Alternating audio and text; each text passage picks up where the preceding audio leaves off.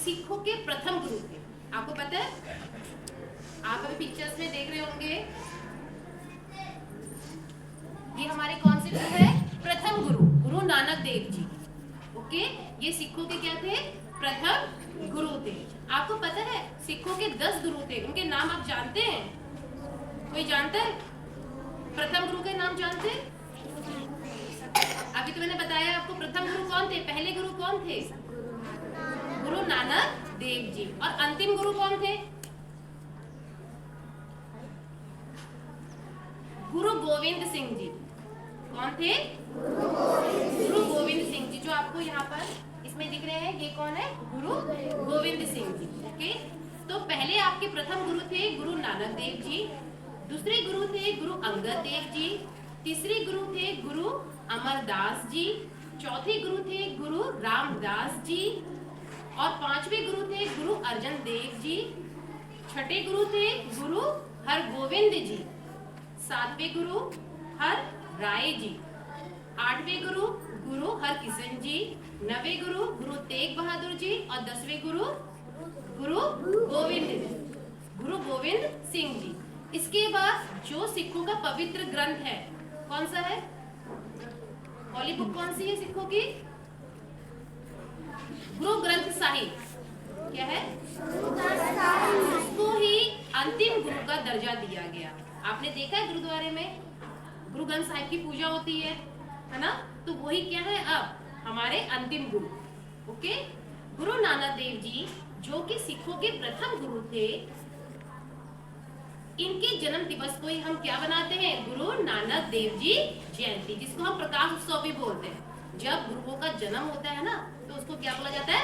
प्रकाश उत्सव। ओके बेटा, नानक देव जी का जन्म 1469 यानी कि 1459 में कार्तिक पूर्णिमा में पंजाब जो पाकिस्तान क्षेत्र में था, तलवंडी नामक स्थान पे हुआ था। आपको पता है पंजाब में भी, पाकिस्तान में भी एक पंजाब है ना? क्योंकि विभाजन में क्या हो गया था? हिस्सा चला गया था उधर। नानक जी का जन्म एक हिंदू परिवार में हुआ था।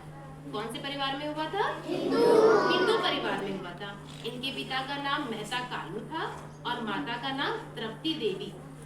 पिताजी का नाम क्या था? मैं आपसे मैं पूछूंगी, मेहता कालू, और माँ का नाम क्या था? तृप्ति देवी। ओके, जब ये 16 वर्ष के थे ना, तो इनका विवाह हो गया। 16 वर्ष की आयु में क्या हो गया? इनका विवाह हो गया। और किससे हुआ? कन्या सुलक्ष्मी देवी से इनका विवाह हुआ। ओके, इनके बाद इनके 2 पुत्र हुए, श्रीचंद और लक्ष्मीचंद। कौन हुए? श्रीचंद और लक्ष्मीचंद। गुरु नानक देव जी ना शुरू से ही मतलब पढ़ने में बहुत विद्वान थे, बहुत तेज था, लेकिन उनका मन प्रभु की ओर मतलब आध्यात्मिक जीवन पे जुड़ने लग गए थे। तो शुरू से उनका मन पढ़ाई में नहीं लगा, वो आध्यात्मिकता की ओर जाने लगे। आध्यात्मिकता समझते हो आप क्या होता है? समझते हो? जिसमें आप भगवान को ढूंढने की कोशिश करते हो, ध्यान लगाना, एक एकांत जगह पर क्या करना? तप करना। तो ये शुरू से इसी तरह के बच्चे थे। जब इनके दोनों पुत्रों का जन्म हुआ ना, तो इन्होंने क्या कर दिया? अपना गृहस्थ जीवन त्याग दिया और अपने 4 साथियों के साथ, किसके साथ? मर्दाना, लहना, बाला और रामदास जी के साथ ये कहाँ निकल गए? तीर्थ यात्रा पे निकल गए। कहाँ निकल गए?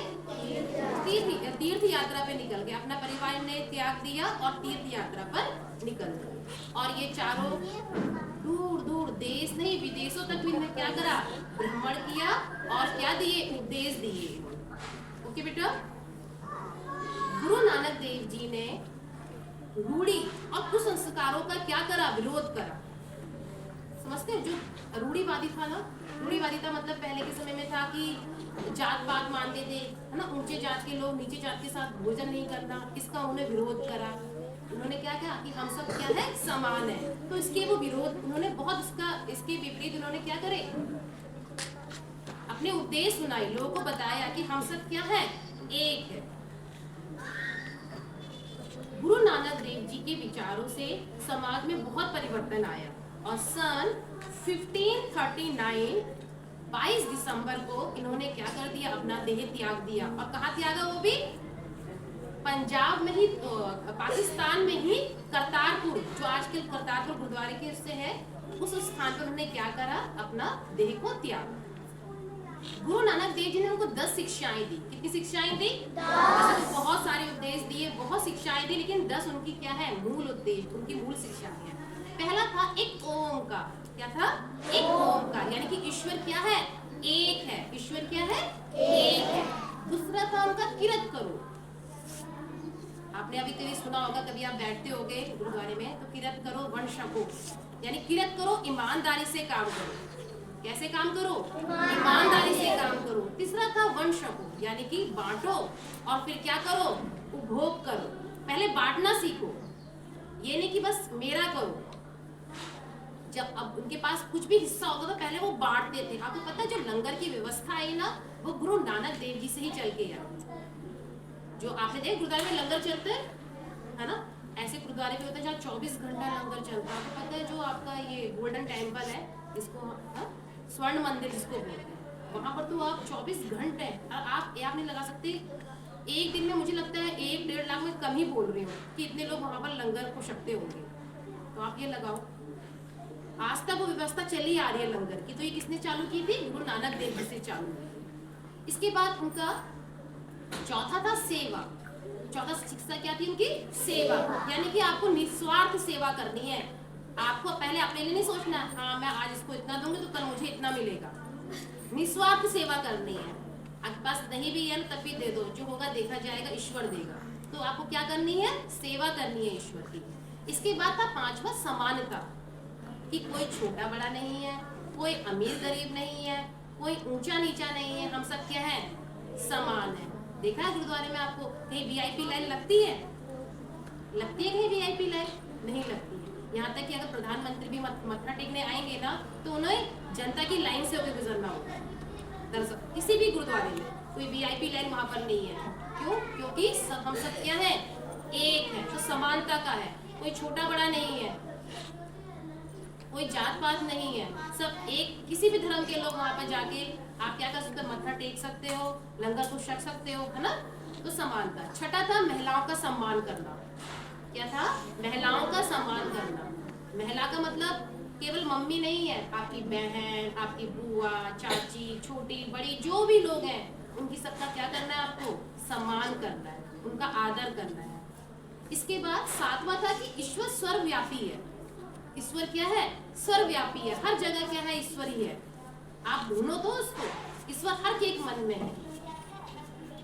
ईश्वर क्या है? अलग अलग नहीं है। इस बच्चे के मन में भी है, मेरे मन में भी है, मैम के मन में भी, आपके प्रिंसिपल मैम के मन में भी है, जो दीदी है आपकी, जो आपकी इतनी सेवा करती रहती है ना, आपको वॉशरूम ले जाना, उनके मन में भी क्या है? ईश्वर है। तो ईश्वर क्या है? सर्वव्यापी। इन पत्तों में ईश्वर है, इन फूलों में ईश्वर है, हर जगह ईश्वर है। आप ढूंढने की कोशिश करो।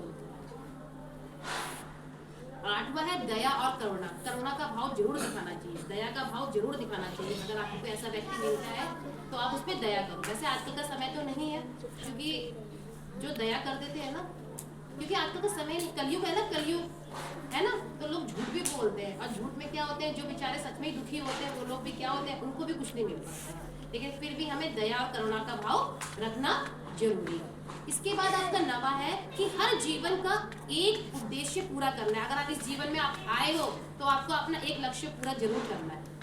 वो क्या है? वो आप ही जानते हो, आपकी अंदर की आत्मा जानती है कि आपका क्या लक्ष्य है ना। आप छोटे बच्चे हो ना, तो आपको आपका लक्ष्य क्या है? हमको पढ़ लिख के अपने मम्मी पापा का नाम रोशन करना है, चाहे वो किसी भी क्षेत्र में हो, है ना। किसी भी क्षेत्र में हो, चाहे वो पढ़ाई के क्षेत्र में हो, कार्य के क्षेत्र में हो, संगीत के क्षेत्र में हो और खेल के क्षेत्र में हो। बच्चों का लक्ष्य तो क्या ही होता है? और संस्कारी बनो। लक्ष्य को प्राप्त करना है, लेकिन संस्कार के साथ। ओके। इसके बाद 10वां था उत्पीड़न के खिलाफ खड़े हो जाओ। यानी कि कोई आप किसी को प्रताड़ित कर रहा है, कोई दुखी कर रहा है, तो उसके खिलाफ बोलना सीखो। उसके खिलाफ क्या करना सीखो? बोलना सीखो, ये नहीं कि चुपचाप वहां से निकल जाओ। तो अगर आपके साथ कोई जुर्म हो रहा है, आपके साथ कुछ गलत हो रहा है, तो उसके खिलाफ भी बोलना सीखो, ठीक है ना। क्योंकि हम में से काफी लोग ऐसे हैं कि हमारे साथ कितना भी कुछ हो जाता है गलत, हम बोलना नहीं सीखते हैं, लेकिन हमें आना चाहिए। कुछ अगर आपके साथ कुछ, आपके पड़ोस में कुछ गलत हो रहा है, तो उसके खिलाफ बोलना चाहिए। ओके, तो ये थी गुरु नानक देव जी की 10 शिक्षा। अपने भाई की, मतलब भाई के लिए वो बहुत प्रिय थी, मतलब प्रेम बहुत था। नानकी के नाम पे ही गुरु नानक देव जी का नाम नानक पड़ा, है ना। वो छोटी से, जैसे छोटे थे ना, तब से उनमें उनके तेज, मतलब उनके मुख पे अलग सा अद्भुत तेज था, क्योंकि वो परमात्मा से जुड़ना चाहते थे, है ना। शांति को खोजना चाहते थे। जो ये सब आपको मैंने बताया कृतियाँ थी, इनका खंडन करना चाहते थे। तो शुरू से ही क्या थे, वो बहुत अलग किस्म के बच्चे थे। जब गुरु नानक जी बच्चे थे ना, तो वो क्या कर रहे थे, चरवाहे का काम उनको दे दिया। शिकायतें भी आती थी उनकी बहुत, कि आपका बेटा बिगड़ गया है, कुछ काम में इनका मन नहीं लगता है, और तब देखो तो एकांत में बैठ जाते हैं, है ना। तो पिता गुस्सा, जायज़ है, पिता गुस्सा भी करेंगे, क्योंकि हर पिता चाहते हैं कि उनका बच्चा क्या बने, कामयाब बने। लेकिन उनके माता पिता को ये नहीं पता था कि उनके घर में जो जन्मा बच्चा है वो कोई मामूली साधारण बच्चा नहीं है, ना, एक बहुत तपस्वी व्यक्ति है। तो उनको चरवाहे का काम दे दिया। अब वो पशुओं को चराने के लिए जाते थे, और वो अब एक कोने में जाके ध्यान में बैठ जाते थे। एक दिन क्या हुए, उनकी जितनी भी सारी गायें थी, जितने जानवर थे, उन्होंने क्या करे, पड़ोसियों की फसल सारी खा ली। और गुरु नानक देव जी कहाँ थे, अपनी भक्ति में लीन थे। अब जब सारी फसल बर्बाद हो गई, पड़ोसियों को गुस्सा आया, सब किसके पास गए, मेहता कालू जी के पास गए, और बहुत बोला कि आपके बेटे ध्यान नहीं लगाते, आपसे भेज देते हैं, सारी फसल हमारी बर्बाद कर दी, सारे आपके जानवर ने हमारी फसल खा ली, है ना।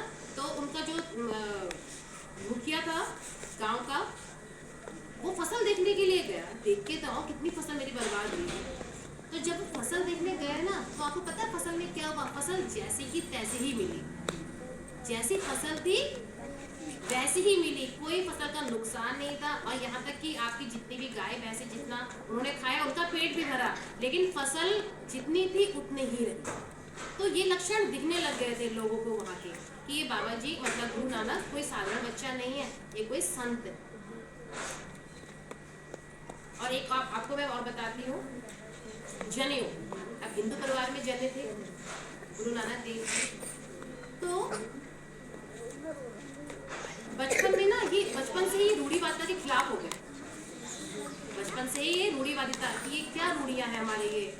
तो उन्होंने कहीं जाकर उन्होंने मूर्ति पूजा का भी खंडन करा, कि मूर्तियों का पूजा क्यों करते हो, हमें खुद ईश्वर, आपके एकांत में बैठोगे तो आपको खुद ही भगवान के दर्शन हो जाएंगे। जिसके लिए क्या करना पड़ेगा, अपने मन को आपको शांत करना पड़ेगा, अपने मन को आपको शुद्ध रखना पड़ेगा। तो 11 वर्ष की उम्र में उनको जनेऊ धारण करने के लिए बोला गया। 11 वर्ष की उम्र में क्या करने को बोला गया, जनेऊ धारण करने के लिए बोला। जब पंडित जी ने बालक नानक देव जी के गले में जनेऊ धारण करने लगे, तो उनका हाथ रोक कहने लगे कि पंडित जी, जनेऊ पहनने से हम लोगों का दूसरा जन्म हो गया ना, जिसको आप आध्यात्मिक का जन्म बोलते हो। उन्होंने बोला हाँ,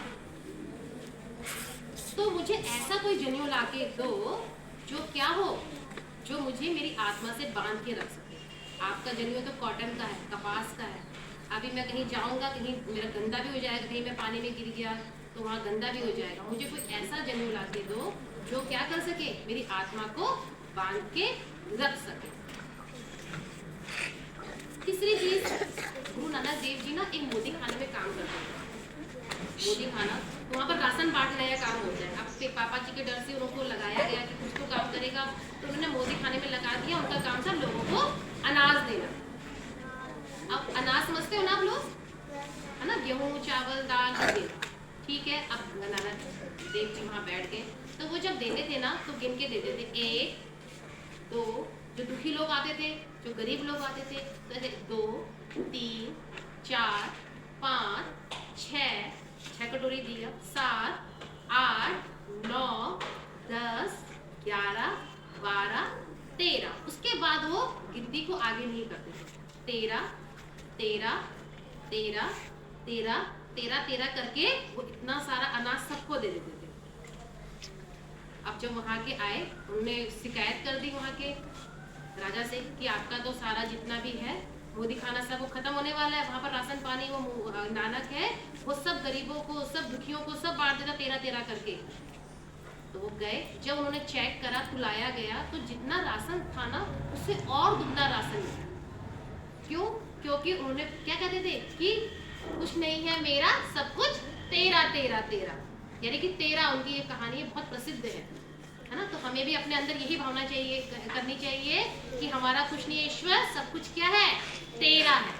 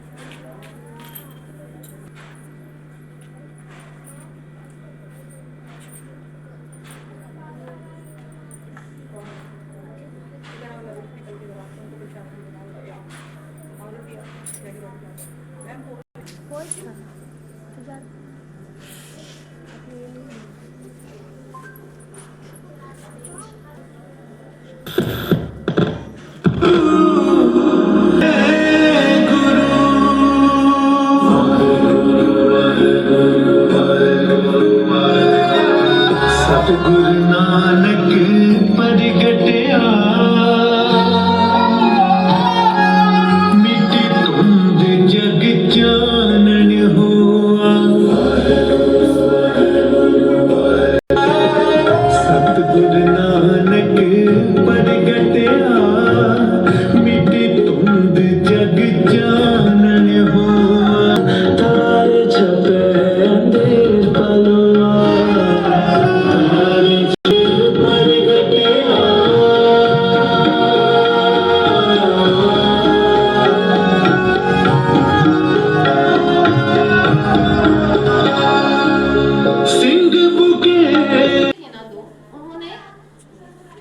मैंने नाम बताया था उनका, आपको क्या था, एक श्री चंद और दूसरा लक्ष्मी चंद। ओके, क्योंकि ये तो अपने परिवार से विरक्त हो गए थे, तो जो उन्होंने अपने बाद जो गुरु की उपाधि दी वो अपने पुत्रों को ना देकर किसको दी? कौन से गुरु बताए थे? गुरु अंगद देव जी। यानी कि जो उनके लहना जो साथ में साथी गया, 4 आपके साथी बताए थे मैंने आपको, मर्दाना, लहना, बाला और रामदास। जो मैंने लहना था उनको गुरु अंगद देव की क्या दी उन्होंने? उपाधि दी। यानी दूसरे गुरु हमारे कौन से हुए? अंगद देव जी, यानी कि उनका अंग, कि मैंने आपको अपना अंग दे दिया है, तो अंगद देव जी के नाम से क्या हुए? दूसरे गुरु हमारे हुए। ओके, अब मैंने आपको गुरु नानक देव जी के बताया। इसके बाद वैसे तो मंत्र हम बहुत सारे हैं, लेकिन हम मूल मंत्र का उच्चारण करेंगे। जब मूल मंत्र बजेगा तो जब तक ये समाप्त नहीं होगा, सब लोग अपनी आंखें बंद करके हाथ जोड़ के इसके साथ धीरे धीरे बोलने की कोशिश करेंगे। नहीं बोलना आ रहा है तो ध्यान लगा के थोड़ी देर अपने भगवान को आपको याद करना है। ओके बेटा?